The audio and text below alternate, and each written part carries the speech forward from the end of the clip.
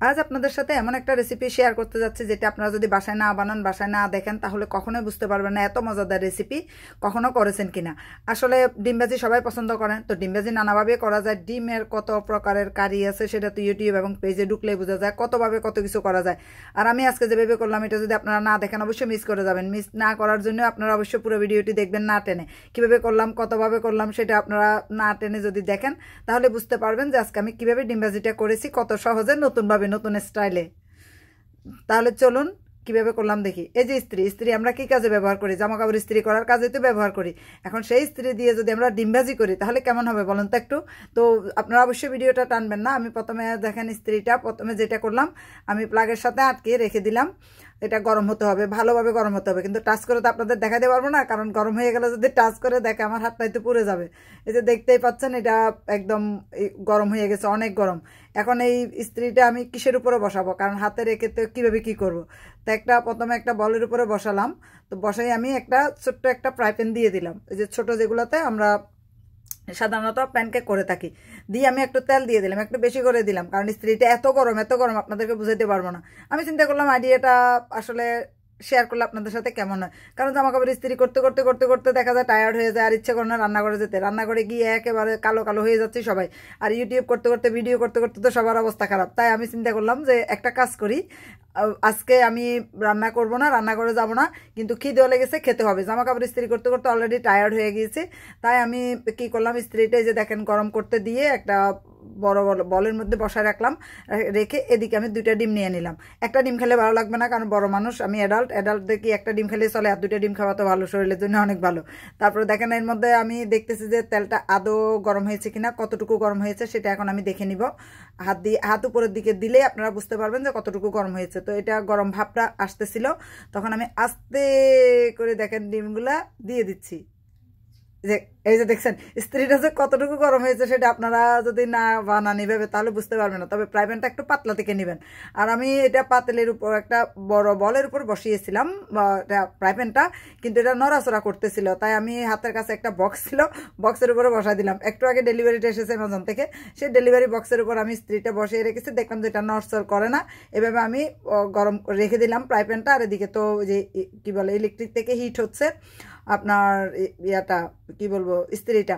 এরপরে দেখতেই পাচ্ছেন আপনারা আস্তে আস্তে আস্তে আস্তে করে এটা হয়ে যাচ্ছে, কিন্তু আস্তে আস্তে। কিন্তু আমার তো এভাবে শুধু শুধু ডিম পোস্ট ভালো লাগে না। আর ডিম আমি হাফ সিদ্ধ খেতে পারি না বা হাফ পোস্টও খেতে পারি না, আমার কাছে এটা ফুল পোস্ট করতে হয় বা ফ্রাই করতে হয়।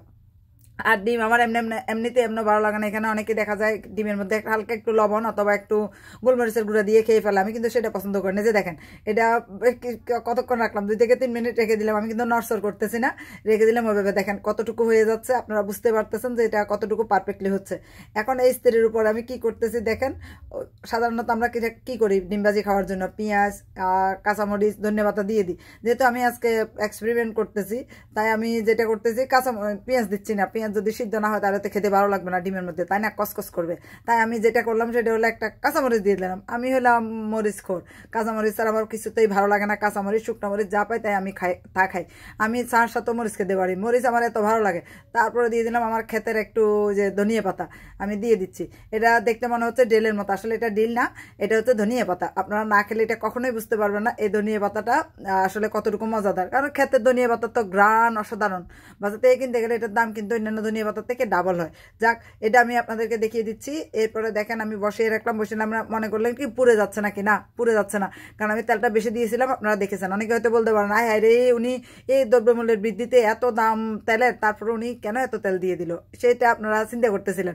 আসলে আমি দিয়েছি যে পরীক্ষা করার জন্য, যে দেখেন কিভাবে হয়ে যাচ্ছে, দেখতেই পাচ্ছেন স্ত্রীটা আরো গরম হয়ে যাচ্ছে, কারণ আমি ভয় পাচ্ছি যে আমার আঙ্গুলের সাথে যদি লেগে যায় তাহলে তো আঙ্গুলটা পুড়ে যাবে। তাই আমি একটু দূর থেকে এটা নাড়াচাড়া করতেছি। আপনারা দেখে বুঝতে পারতেছেন এটা মানে কিভাবে হচ্ছে, কারণ তেল বেশি তো এই জন্য বোঝা যাচ্ছে মনে হচ্ছে পানি, আসলে পানি না, এটা হচ্ছে তেল। এই যে দেখেন ডিমটা আস্তে আস্তে করে কিন্তু হয়ে যাচ্ছে, বেশিক্ষণ লাগতেছে না কিন্তু। আমি আপনাদের সাথে শেয়ার করেছিলাম যে সূর্যের তাপে কিন্তু চা বানানো যায়, সূর্যের তাপে কিন্তু ডিম ভাজিও করা যায়, সেটা আমি আপনাদের সাথে এখনো শেয়ার করিনি। তো আজকে মনে করলাম যে এখন তো আবার ঠান্ডা পড়ে যাচ্ছে লন্ডনে, এখন তো আমি আপনাদের সাথে সেই ডিম ভাজিটা করে দেখাতে পারবো না, ভিডিওটা আমি করিনি, তখন আমি করেছিলাম এমনিতে ডিম ভাজি। তো এখন চিন্তা করলাম যে না, আমি ইস্ত্রি দিয়েই করি, এরপর আপনাদেরকে আমি দেখাই।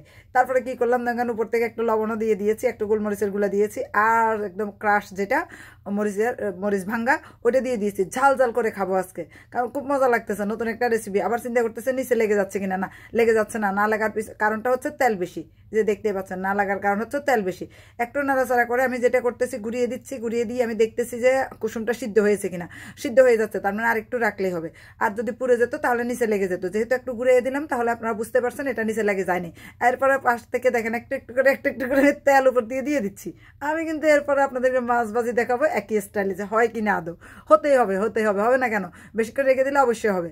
এরপর দেখতে পাচ্ছেন জামা কাপড়, এত একেবারে জামা কাপড় কুচকানো জামা কাপড়কে যেভাবে সোজা করে ফেলে, আর ডিম ভাজি করতে পারবো না স্ত্রীর উপরে, 1000 বার পারবো। দেখেন হয়েই তো গেল, পারবো না বললে কি হয়, একবার না পারলে দেখে 100 বার, আমার তো একবারই হয়ে গেল, 100 বার আর দেখতে হলো না। এটা চাইলে একটু উল্টিয়ে দেওয়া যায়, কিন্তু না, এটা তো ইস্ত্রিটা তো গরম, এটাতে আবার জামা কাপড় ইস্ত্রি করতে হবে, তাই আমি এটা উল্টিয়ে দিচ্ছি না। আর কারণ আমি চাচ্ছি যে ডিম কুসুমটা সিদ্ধ হয়ে যাক। এভাবে আস্তে আস্তে করে তেল দিয়ে দিলেই তো আপনার কুসুমটা সিদ্ধ হয়ে যাচ্ছে। আর আস্তে আস্তে যদি নাড়িয়ে দিই তাহলে এটা কিন্তু পোড়া যাচ্ছে না। আর বুঝতে পারতেছেন আমি কিন্তু তেল, গ্যাস বলেন, ইলেকট্রিসিটি বলেন, দুইটাই কিন্তু সেভ করতেছি। কারণ আমরা কুকারে যখন রান্না করি চারপাশ থেকে আগুনগুলো চলে যায়, তাপগুলো চলে যায়, তাহলে তো আমাদের অনেক তাপ নষ্ট হয়। কিন্তু এখানে ইস্ত্রিটা যেহেতু গরম হচ্ছে সেখানে করতেছি, তাহলে তাপ অন্যদিকে যাচ্ছে না, শুধু প্যানের মধ্যে আসতেছে।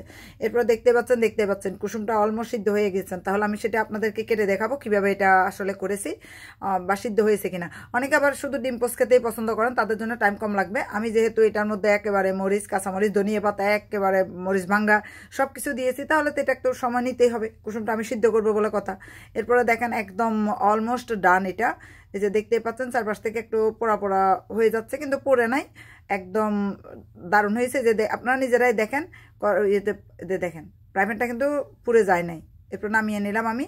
নামিয়ে নেওয়ার পর আপনারা দেখতেই পাচ্ছেন একেবারে মজাদার, দারুণ, এমন একটা একেবারে ফ্রাই প্যানের মতো, কি বলবো আপনাদেরকে, দেখে আমার এখন খেয়ে ফেলতে ইচ্ছে করতেছে। তো আপনাদের রেখে কিভাবে খাই, তো খেতে হবে, কারণ আপনারা তো এখানে নাই, আপনারা শুধু ভিডিওতে দেখবেন, আপনারা তার সামনে এসে দেখতে পারবেন না, বাসায় এসে খেতে পারবেন না। হ্যাঁ, দাওয়াত দিয়ে দিলাম, বাসায় আসলে আপনাদেরকে করে খাওয়াবো। তো দেখতেই পাচ্ছেন এটা উল্টিয়ে আমি দেখালাম, এই যে দেখেন নিচে কিন্তু পোড়া লাগে না, কি সুন্দর হয়েছে। কড়াই আমি যদি চুলাই করতাম তাহলে এটা কিন্তু অবশ্যই মাঝে মাঝে পোড়া লেগেছে আমার ডিম, কিন্তু ওই যে প্রায় ইয়ের উপরে করাতে, স্ত্রীর উপরে করাতে কিন্তু এটা আর পোড়া লাগেনি। এই যে দেখতে পাচ্ছেন কুসুমটা একদম পারফেক্টলি সিদ্ধ হয়ে গিয়েছে, আর ঝাল ঝাল ডিম ভাজি। ও মাই গড, আপনারা না খেলে মোটেই বুঝতে পারবেন। আমি একটু কামড় দিয়ে খেয়ে দেখি কেমন হয়েছে। যদিও খুব গরম, এই যে দেখতেই পাচ্ছেন আপনারা ধোয়া আসতেছে, এটা খুব গরম। এত গরম গরম ডিম ভাজি যদি না খান তাহলে তো আপনারা বুঝতেই পারবেন এটা কত মজাদার। তারপর আমি খেয়ে দেখলাম, আপনাদেরকে দেখাচ্ছি, হয়তো বলতে পারেন না আরে আপনার কাঁটা চামচ কই, আপনার নাইফ কই, কিন্তু আমি কিছুই নিলাম না, 2টা চামচ নিয়েছিলাম ওই যে নাড়াই দেওয়ার জন্য, ঘুরে ঘুরে। সেই চামচে এখন ওইখানে আলসেমি করে আর গেলাম না রান্না করে, যেখানে ইস্ত্রি করতেছিলাম ওইখানে আমি কাজটা সারিয়ে দিলাম। তো আশা করছি ভালো লেগেছে আপনাদের। এই ডিম ভাজিটা যদি ভালো লাগে আপনারা বাসায় বানিয়ে খাবেন আর কমেন্ট করে জানাবেন। আর ধন্যবাদ আপনাদের সবাইকে এতক্ষণ ধরে ভিডিওটি দেখার জন্য। আর অবশ্যই লাইক দিবেন, শেয়ার করবেন আর কমেন্ট করবেন। আর ভালো থাকবেন, ততক্ষণ আবার আসবো অন্য একটা রেসিপি নিয়ে। এই রেসিপিটা যদি আপনাদের ভালো লেগে থাকে অবশ্যই বাসায় আপনারা ট্রাই করবেন। আর অতিরিক্ত যারা মরিচ খেতে চান না তারা মরিচটা সরাইয়ে খেতে পারবেন। ধন্যবাদ সবাইকে।